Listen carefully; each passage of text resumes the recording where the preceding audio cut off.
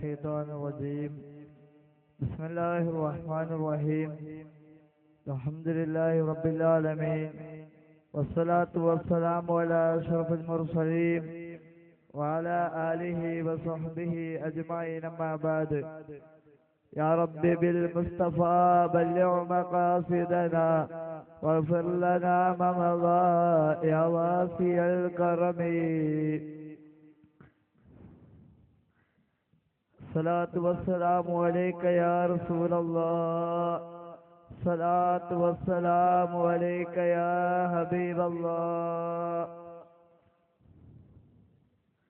ഏറ്റവും ബഹുമാനം നിറഞ്ഞ ഉസ്താദവറുകൾ, മറ്റ് പണ്ഡിതന്മാർ, മുതഅല്ലിം സുഹൃത്തുക്കൾ, ഇന്ന് നാം ഇവിടെ ഒരുമിച്ച് കൂടിയിരിക്കുന്നത് ലോകത്തിന്റെ നേതാവ് അഷ്റഫുൽ ഖൽഖ് മുഹമ്മദ് മുസ്തഫ സല്ലല്ലാഹു അലൈഹി വസല്ലമ തങ്ങളുടെ ജന്മദിനം ആഘോഷിക്കുന്ന സുദിനത്തിലാണ്. ഹബീബായ റസൂലുള്ളാഹി സ്വല്ലല്ലാഹു അലൈഹി വസല്ലമ തങ്ങളെ കുറിച്ച് അല്പം ചില കാര്യങ്ങൾ മാത്രം നിങ്ങളുടെ ശ്രദ്ധയിൽപ്പെടുത്തിക്കൊണ്ട് ഞാൻ അവസാനിപ്പിക്കാം.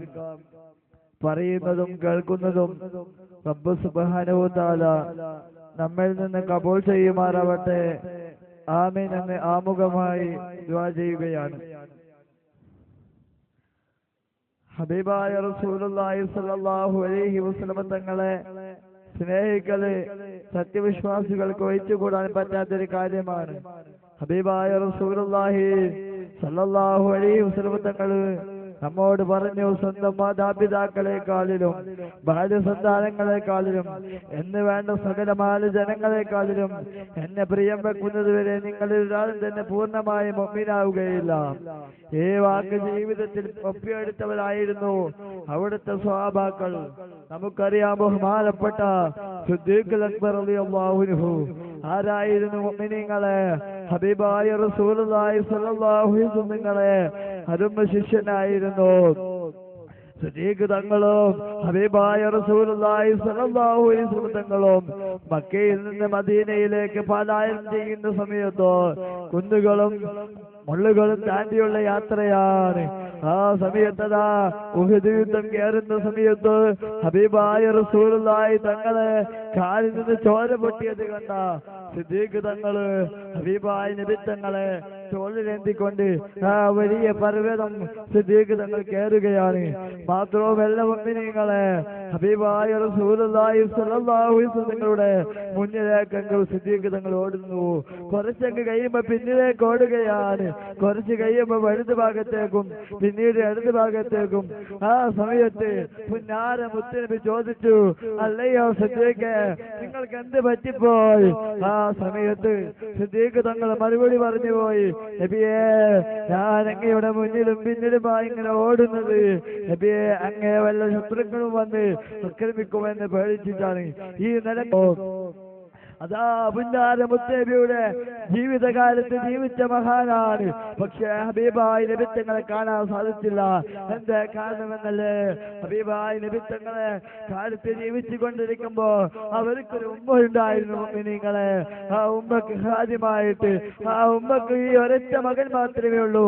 ഉമ്മയുടെ ഹാദിമായിട്ട്, ഉമ്മയുടെ ഹിദ്മത്തിലായി ജീവിച്ചു കൊണ്ടിരിക്കുമ്പോഴാണ് ബഹുമാനപ്പെട്ട തങ്ങളൊരു വാർത്ത അറിയുകയാണ്. നിന്ന് വരുന്ന ആളുകളിൽ നിന്ന് കിട്ടിയ വാർത്തയാണ്. എന്താണ് നല്ല മുഅ്മിനീങ്ങളെ? അവിടുന്ന് കേൾക്കുന്നു, ഹബീബായ പുന്നാര മുത്തുനബിയുടെ വായയുടെ മുൻപല്ല് വെട്ടിയിരിക്കുന്നു. വായിൽ നിന്ന് അവിടുത്തെ മുൻപല്ല് വെട്ടിയിരിക്കുന്നു.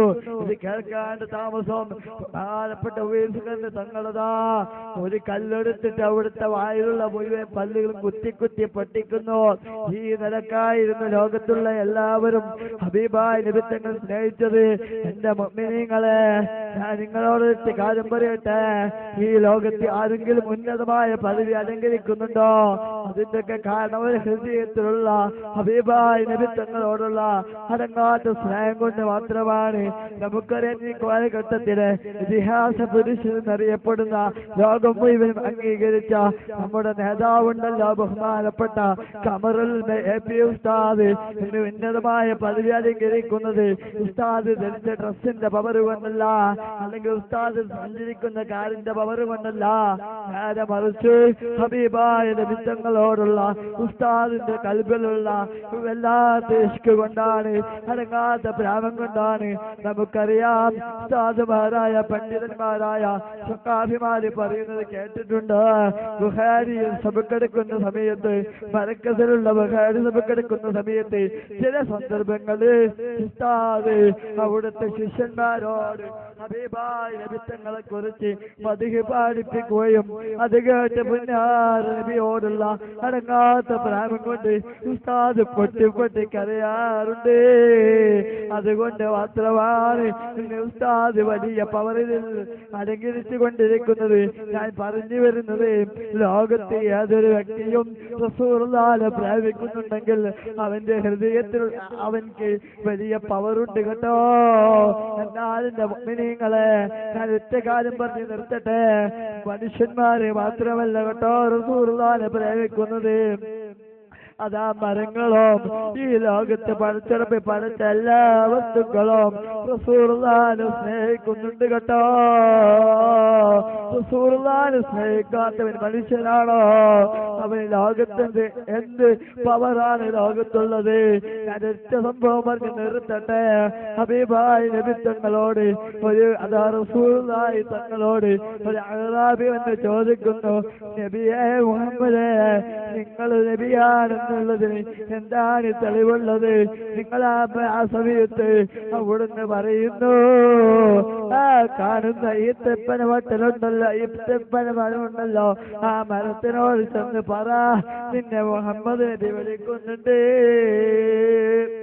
ആ സമയത്ത് ഉമ്മനീങ്ങളെ അഅറാബി വന്ന് ചെന്ന് പറഞ്ഞു. ആ സമയത്തതാ ഒന്ന് മുമ്പോട്ടും ഒന്ന് പിമ്പോട്ടും ഒന്ന് വലതു ഭാഗത്തേക്കും ഒന്ന് ഇടത് ഭാഗത്തേക്കും ചാഞ്ചിക്കൊണ്ട് അതാ വളരെ അതോടുകൂടി ആ മരമതാ ഇലാ ഹളറത്ത് സയ്യിദിനാ മുഹമ്മദ് മുസ്തഫ സല്ലല്ലാഹു അലൈഹി വസല്ലം തങ്ങൾ അടുക്കലേക്ക് ചെല്ലുകയാണ്. വളരെ അതവോട് കൂടി നിൽക്കുന്നു. അവിടുന്ന് റസൂലുള്ള നബിയാണെന്ന് മരം അംഗീകരിക്കുന്നു. എന്നിട്ട് പറയുന്നു, തിരിച്ചു പോകാൻ പറയൂ. അതേമാതിരി പറയുന്നു. ആ സമയത്ത് ആ മരം ഏതൊരു സ്ഥാനത്താണോ ഉണ്ടായിരുന്നത് ആ സ്ഥാനത്തേക്ക് പോയി അവിടെ നിൽക്കുന്നു. എങ്ങനെയാണ് ലോകം മുഴുവനും റസൂലുള്ളാഹിനെ സ്നേഹിച്ചത്? കാരണമെന്നല്ലേ, ലോകത്തിലേക്ക് റഹ്മത്തായിട്ടാണ് അല്ലാഹു തആല ഹബീബിനെ പഠിച്ചത്. അതുകൊണ്ട് മുഅ്മിനീങ്ങളെ, ഈ റബീഉൽ അവ്വൽ ആഘോഷിക്കുന്ന എന്റെ മുഹിബ്ബീങ്ങളോട് എനിക്ക് പറയാനുള്ളത്, നമുക്കും റസൂലുള്ളാഹിനോട് പ്രേമം വേണം. റസൂലുള്ളാഹിന്റെ പേരില് നമുക്ക് ധാരാളം സ്വലാത്ത് ചൊല്ലണം. നമ്മൾ സ്വലാത്തിന്റെ അഹ്ലുകാരായി മാറണം. റസൂലുള്ളാഹിനെ എതിർക്കുന്നവരോട് നമ്മുടെ ഹൃദയത്തിലും എതിർപ്പ് വേണം. അല്ലാഹു നൽകുമാറാവട്ടെ. ഇത്രയും പറഞ്ഞുകൊണ്ട് ഞാൻ എന്റെ